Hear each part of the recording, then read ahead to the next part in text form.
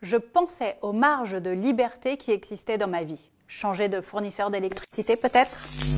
Ma narratrice héroïne, Chloé, elle a une vie qui est plutôt moyenne. Et elle est un peu en train de se dire « Qu'est-ce qui fait qu'une vie est réellement vécue ?» Avant un certain âge, les enfants n'imaginent pas que leurs parents puissent faire de la merde.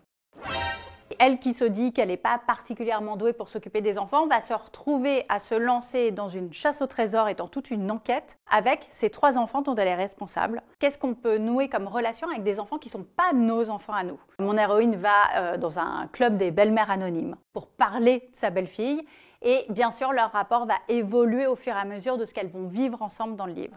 Comme disait Jésus, à chaque jour suffit son paquet de pitch ramassé. Ça fait partie des préoccupations en arrière-fond, qui est quand même la crise climatique et le fait qu'on vit tous et toutes ça. Je voulais faire une photographie de l'époque actuelle, donc il y a aussi la question évidemment du féminisme et des mouvements masculinistes. Si j'écris un roman qui se passe de nos jours, il est évident que ces gens-là et cet arrière-fond doivent être présents. Donc ça a un côté un peu doux-amer, ça peut parler de violence, mais il faut qu'on s'amuse et c'est le but de mon héroïne. Elle parle de manière drôle de choses qui ne le sont souvent pas du tout. Et ça s'appelle Une époque en or et c'est en librairie. Et après,